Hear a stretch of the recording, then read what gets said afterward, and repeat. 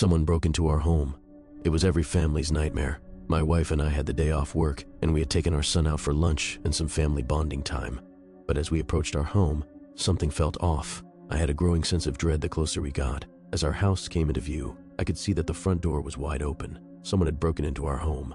I told my family to wait outside, in case the intruder was still inside. They obliged, and I slowly and silently made my way through our house. As I stepped into the living room, I saw broken furniture, nothing in its correct place, just utter chaos. Was this person looking for something? Did they have malicious intent? Why our home? Why us? Next, I walked to our kitchen. The fridge had been emptied. Dishes and food were thrown all over the room. What kind of person had broken into our home? A homeless person who just needed food? If so, why had they destroyed the living room? That's when I heard it. Footsteps in the bedroom. The intruder was still in our house. I took a brief moment to be grateful that I had asked my wife and son to wait outside. It was impossible to decipher this person's motives so far, but I was about to come face to face with the person that forcefully entered our home, and I would demand answers. I crept toward the bedroom slowly. I approached the door and focused on the sliver of light slipping through the crack.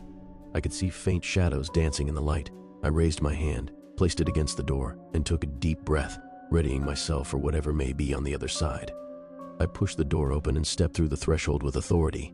I couldn't believe my eyes. I actually rubbed my hands over them, thinking I was imagining things.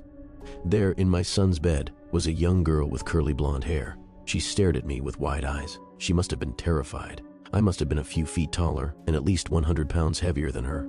I must have been a sight to see for that little girl, but she should have considered that before breaking into my home.